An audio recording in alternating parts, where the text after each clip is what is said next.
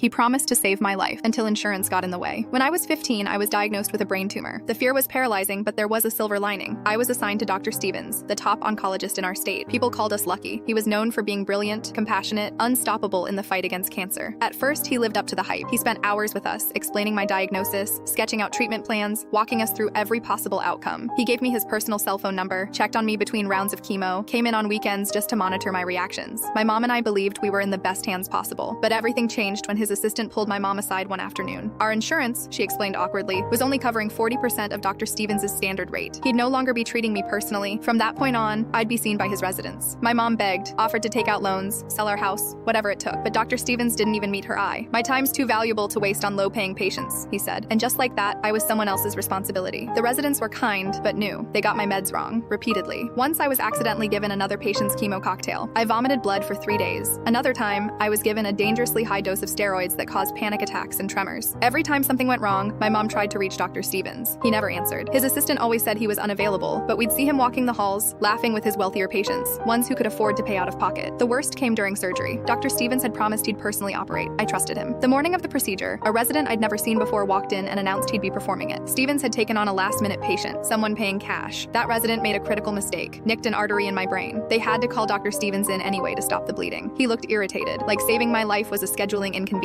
I spent 2 weeks in a coma. When I woke up, I couldn't walk or speak. I had to relearn everything. Dr. Stevens never visited, never checked in. A nurse handed us a generic get-well-soon card with his name on it, left at the nurse's station. A year later, I was declared cancer-free, not because of Dr. Stevens, but because of the residents and nurses who actually cared. During my final appointment, he walked in like he'd been there the whole time, smiling for the cameras, asking to take pictures for the hospital website. My mom lost it. She told him to get away from me. He looked stunned, like we were being ungrateful. I oversaw your whole treatment, he insisted. The nurses backed us up. Last month, I graduated from medical school. I'm now starting my oncology residency at the same hospital. Dr. Stevens still works there, still ignores low-income patients, still chases prestige over people. Yesterday, he stopped me in the hallway and asked, "Do you remember me?" I looked him in the eye and said, "Yes, you're the reason I became a doctor, to make sure no patient ever feels as worthless as you made me feel."